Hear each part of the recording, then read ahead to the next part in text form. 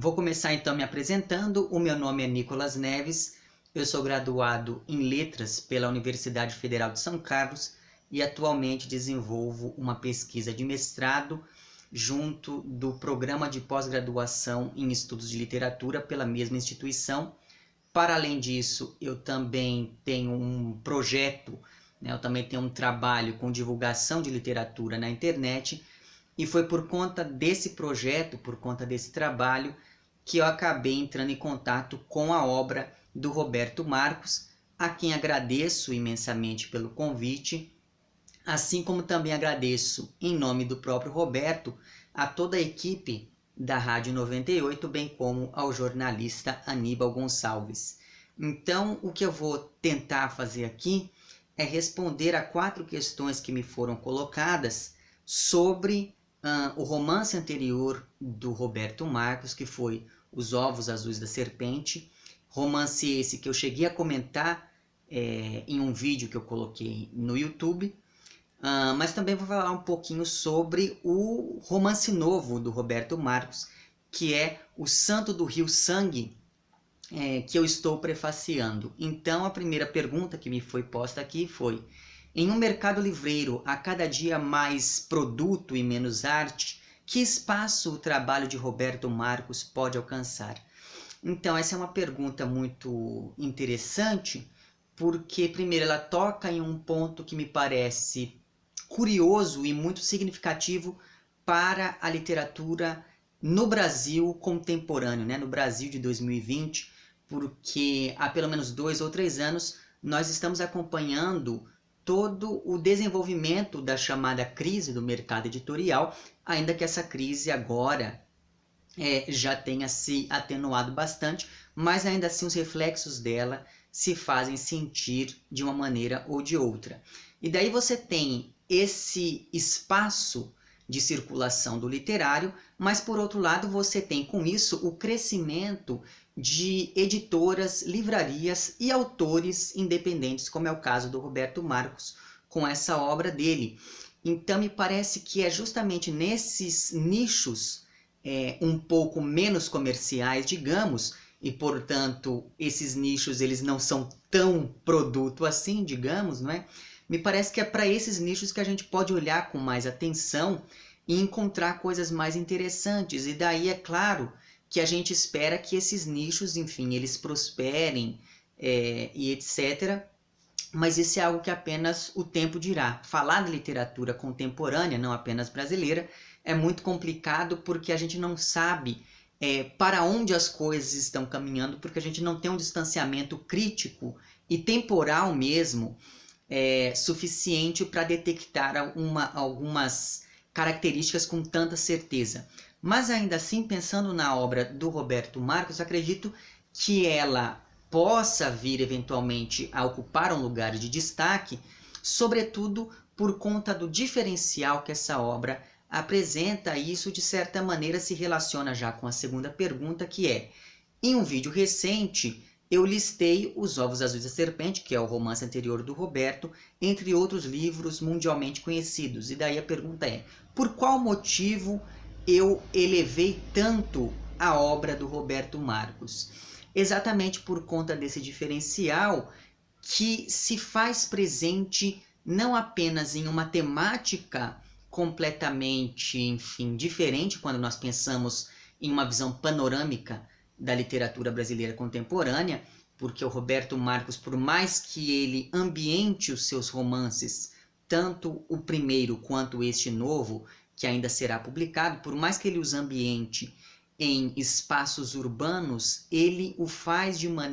modo a recuperar algumas características que são próprias de uma literatura regionalista. E é bastante curioso pensar nessa aproximação entre o romance urbano e o romance regionalista, porque esse segundo tipo de romance foi aos poucos perdendo lugar, digamos, quando nós pensamos panoramicamente na literatura brasileira contemporânea. São poucos os exemplos que nós temos de obras que se aproximam desse tipo de temática e desse tipo de estética, como é o caso da obra do Roberto Marcos,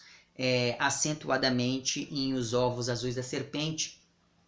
Então, eu consigo pensar, por exemplo, em um Milton Ratum, eu consigo pensar em uma Andrea del Fuego,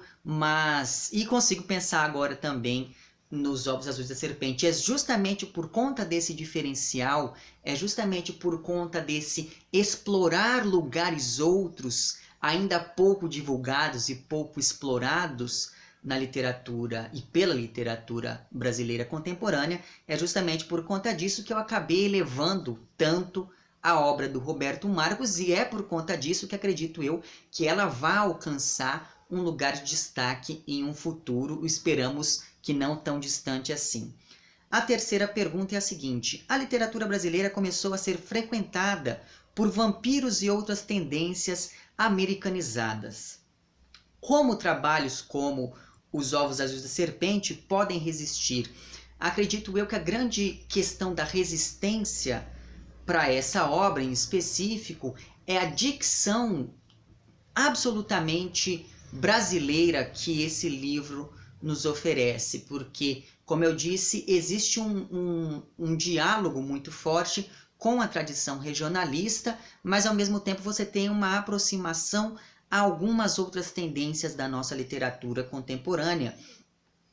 Então, esse movimento oscilante entre essas duas estéticas possíveis, ele é muito bem estabelecido por meio de uma voz narrativa absolutamente madura e de dicção tipicamente brasileira. Então, ler os livros do Roberto Marcos, o primeiro e este próximo agora,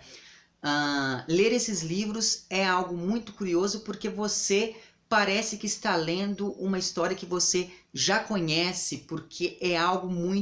que diz muito respeito à nossa brasilidade. A literatura, não apenas no Brasil, mas na América Latina como um todo, ela sempre, enfim, ocupou uma posição bastante curiosa no que diz respeito a essas influências ou não que ela recebe de outras literaturas mais centrais, né? Quando nós pensamos numa literatura norte-americana, ou quando nós pensamos em uma literatura advinda da Europa, então é muito interessante perceber como essas tendências externas aparecem, mas ao mesmo tempo elas aparecem na nossa literatura de maneira absolutamente nova, né? Em um procedimento que recupera a antropofagia lá proposta pelo Oswald de Andrade. Então me parece que essa questão da resistência de trabalhos como Os Ovos Azuis da Serpente vai por esse caminho de assimilar e entregar algo novo com uma dicção própria, e que no caso do Roberto Marcos, ou melhor dizendo, no caso da obra do Roberto Marcos, acaba se colocando de maneira completamente original, justamente por se balançar em um movimento pendular entre essas duas estéticas possíveis, uma estética mais regionalista, tradicional, e uma estética mais voltada ao espaço urbano, etc. E a quarta e última pergunta pede para que eu compare um pouco Os Ovos Azuis da Serpente com o novo romance do Roberto, que eu vou prefaciar, chamado O Santo do Rio Sangue. E uma coisa que me chamou bastante atenção desde o início é o modo como o Roberto consegue fazer nesse novo romance um movimento oposto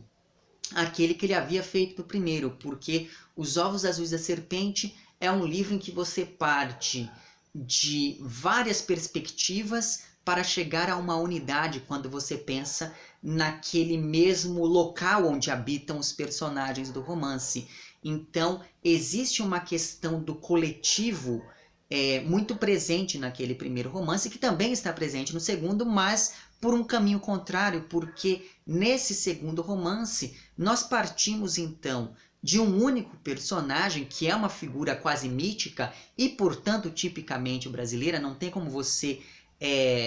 ler esse romance sem se lembrar de figuras como, por exemplo, Antônio Conselheiro e outras figuras quase proféticas da cultura e da literatura brasileiras. Mas enfim, então me parece curioso, porque nesse segundo romance nós partimos de uma figura como essa, de uma figura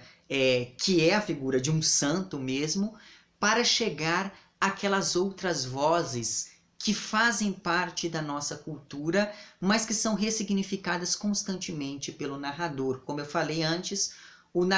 narradores do Roberto, eles são absolutamente maduros, eles têm uma dicção muito particular, e isso acaba fazendo com que exista um movimento tensivo entre narrador e personagem. Isso já estava de maneira embrionária no primeiro romance, e isso se potencializa com este segundo,